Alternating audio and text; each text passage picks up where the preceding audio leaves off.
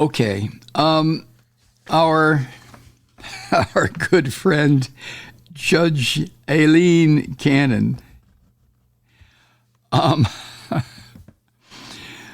she has announced that the trial date for the useless, no good bum Donald Trump. Jesus, after talking about Tony Bennett and Doc Saxman and Lee and Kay and this one and that one and my good friend in Canada, it just feels like something rotten crawled into my mouth. And what I mention or see in print, the name Donald Trump, God, this guy has gotten inside my head, in a very negative, vile way. Whew, deep breath, proceed. Anyway, Judge Cannon has set as a trial date sometime in May of 2024. So obviously what Judge Cannon did here, since she is an incompetent fool, as evidenced by her past performance. She's been on the bench 3 months, for Christ's sake, and she's going to handle preside over the most critical trial in American political history. The most critical trial in American political history, and it's been assigned to a freshman. But what she tried to do was, split the baby between both parents. Was that King David? And so she said, well, the prosecution wants to start in December. The defense wants to wait until after the election. So I'll split the difference with you. We'll make it May of 2024. Okay.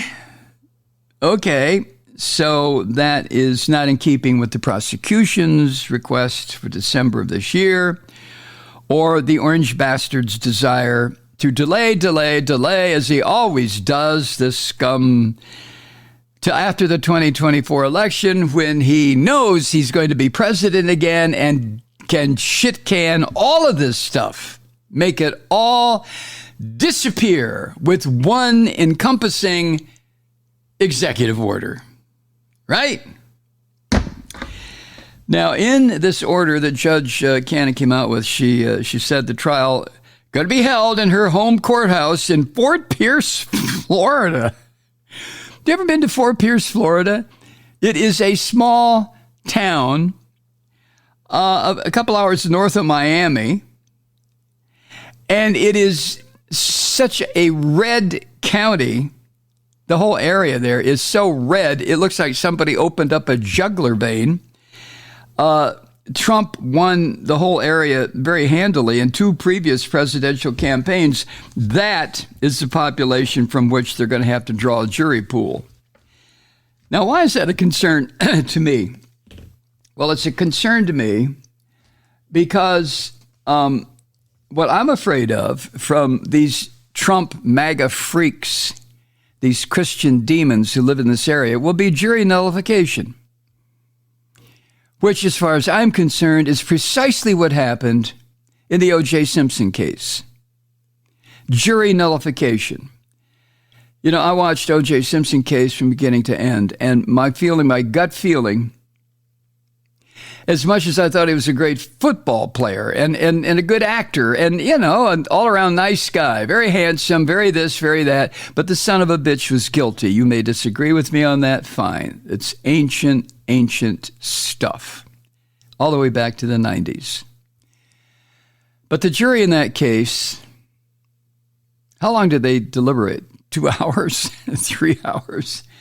That was a classic example of jury nullification. No matter what the evidence showed, that jury decided the defendant was going to walk.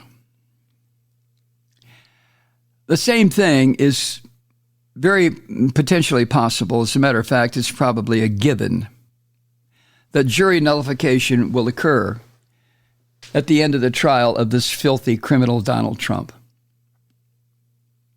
Because of these white Christians who live in this area. Now, it's going to be up to, what do they call it? Voir dire? Well, what do they call it? When the two sides, the defense and the prosecution, interviews potential witnesses. jurors, whatever that process is called, the prosecution is going to have to be extremely focused on the answers they get from the potential jurors. In my opinion, the case couldn't be more stacked in Trump's favor. Not the case, but the circumstances of the trial. A judge that has shown a complete and total bias to this orange bastard, and a jury pool to be sucked out of probably one of the reddest areas in the country. People who look at Donald Trump as some kind of Jesus's brother or the Messiah, or, actually he's the Antichrist, you fools, but, you're not going to listen to this little old podcaster. I know that.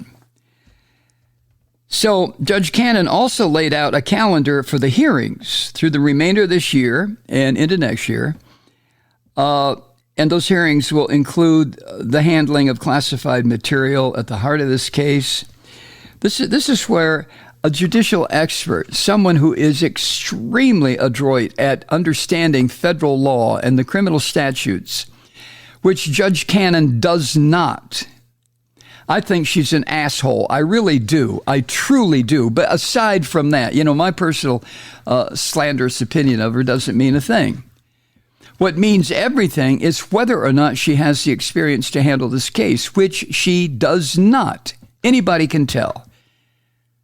I mean, somebody that's been on the bench for 3 months and heard 4 cases or some such shit has the expertise, the experience, the understanding to handle the most significant political trial in this nation's history. Oh, give me a break. All of which will work in the orange bastard's favor. Now, apparently there was a contentious hearing I've seen and heard reported on various news shows on Tuesday of this week at the federal courthouse in Fort Pierce, where the prosecutors working for special counsel Jack Smith and the fake lawyers working for the orange bastard, it got into arguments over when to hold the trial. Apparently it was very vocal, of course. Now, the timing of the trial is more important in this case than in most criminal matters, obviously, because of the orange bastard's position now as the front runner for the Republican presidential nominations. And his legal obligation will be to bring his large ass into the courtroom, and that will intersect with his campaign schedule. Well, that's great. There's more delays there built in for this creep. Now, there are some takeaways from Trump's indictment in this case, the one that's going to be heard in Fort Pierce. There's some new revelations, if that's not redundant. The 49-page indictment against the bastard and his aide, Noda, whatever. But that 49-page indictment showed a host of potentially devastating new details in the Justice Department's inquiry into this bastard's theft and mishandling of classified documents. Hi, Truth Seekers. Mike Malloy here. The Progressive Voices Network brings you commercial-free commentary from today's leading progressive radio hosts and pundits, like me, Mike Malloy, 24 hours a day. I'm not your typical old guy from the 80s or the 90s talk radio host, and Progressive Voices is not your typical talk radio network. It's a listener-supported nonprofit with no corporate control whatsoever over our broadcast. So hosts like me, Mike Malloy, are free to rant and scream and carry on about whatever we like. We're often controversial, but we're never boring. Weeknights, 9 p.m. in the East, 6 p.m. in the West on the Progressive Voices Network. Always progressive, always on. I'm Mike Malloy. Keep it lit.